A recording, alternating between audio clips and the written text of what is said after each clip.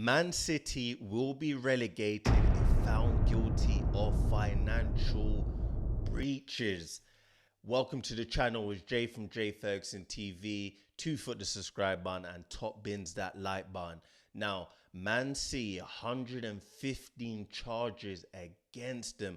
I don't even think the mafia, the mob, had this amount of charges against them like Manchester City do.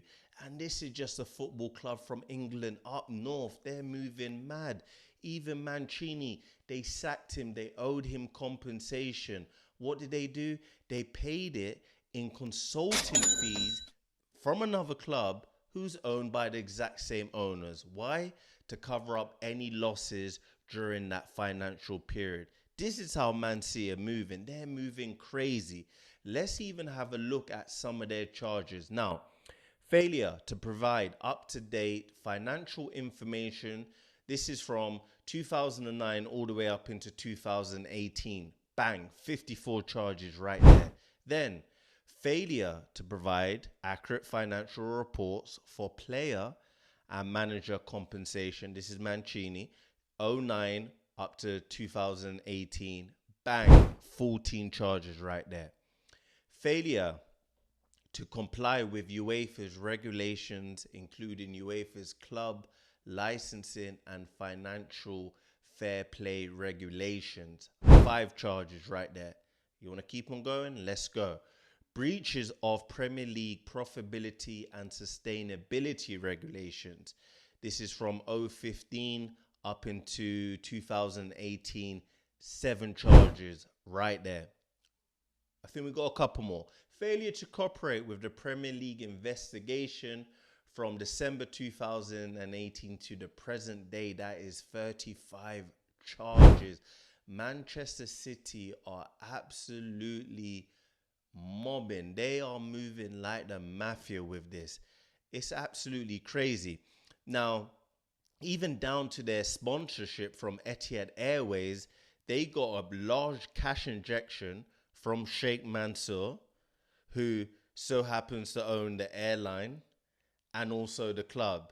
Now, this is what we call false financial reporting, because they're putting it off as, oh, it's a cash injection from one of our sponsors. No, your owner owns that airline and it's a way to cover it up. Now, lawyer Stefan Borson, a former financial advisor to Manchester City, if you believe it, says the Blues will be relegated if found guilty of 115 charges of financial wrongdoing.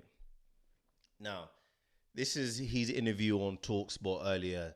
Now, however, he said that it is highly unlikely that City will be found guilty given the amount of people accused in taking part in the alleged cover-ups. The charges refer to illicit financial and lack of cooperation between 2009 and 2018, which Manchester City deny.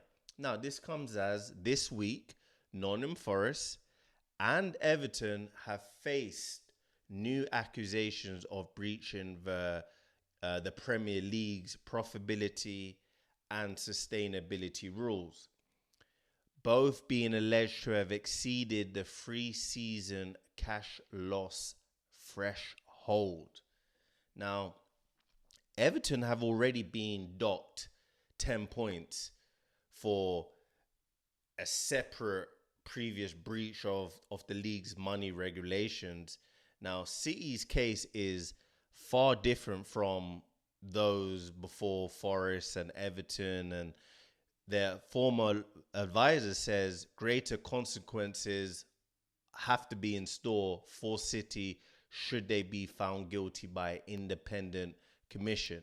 Now, the Premier League are suggesting that City's main sponsorship agreements are not 50, 60 million, but actually for 8 million, and the whole thing was a sham. This is the type of stuff that Manchester City are doing to get the edge. So when you're looking at it and you're thinking, okay, we know they've got rich owners, But if you look as well, Newcastle got rich owners, but they're getting hit with FFP. So, in the most simplistic terms, you should only be spending what you earn. Now, your owner is able to put, say, up to 30 million in a season out of pocket to support their club, but ultimately, you should be spending what you earn. So what Man City have been doing, even way back from Mancini days, is, okay, we're gonna sack you, we owe you compensation, but that goes to their losses for that financial period. So what they've ended up doing was saying, okay, this is what we'll do. We'll give you some consulting money for this club, but that same club is owned by the Man City owners. So the finances are going to come from that club instead of from Man City's accounts. So it's absolutely crazy that this has been going on from like 2008 all the way up to this present day, and we haven't even seen no action being taken. In my opinion, I think this is pretty much going to get swept underneath the carpet. I think you've got a club like Manchester City who's on course to, win 4 back-to-back Premier League titles. Last season, they've just won the treble. They've got the best manager in world football. They've got some of the most elite football players playing at their team. Manchester City bring eyes to the Premier League. Now, for me, do the Premier League have the minerals to relegate Manchester City out of the Premiership? Because ultimately, us as fans, we love the game, we love the passion, we love the togetherness of being in a stadium with your pals and cheering on your team. But ultimately, the Premier League play on that, and it's all about money. It's always gonna come down to the money. Why do you think they do last minute switches and put kickoffs at this time and this time? It's to tap into different fan bases across the world. This is by design.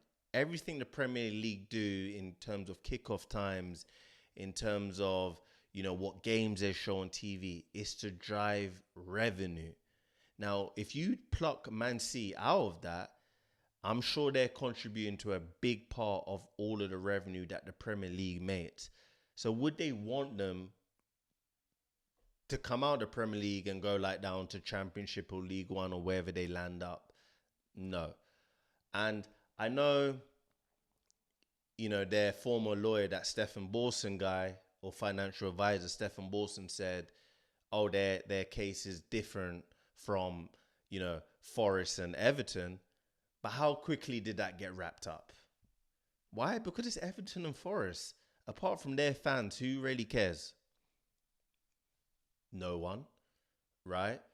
How much do you rarely go and watch a Everton-Newcastle game unless it's against your team? Not a lot of you, right? But how much should you sit down and watch a Man City game just to see De Bruyne, just to see Haaland, to see Grealish and, who else? And the Premier League know that. So for me, I think this is still going to drag on for another couple more years before we see any sort of movement come from the Premier League in terms of, fines or punishments for Man City. At most, I think it's going to be a slap on the wrist and throw us 20-30 million and just make the Premier League richer, and let's just forget all about it. That's what I see happening. But let me know your thoughts and opinions in the comment section below. Make sure you hit the subscribe button and hit the like button on your way out. And I'll see you all again tomorrow. Peace.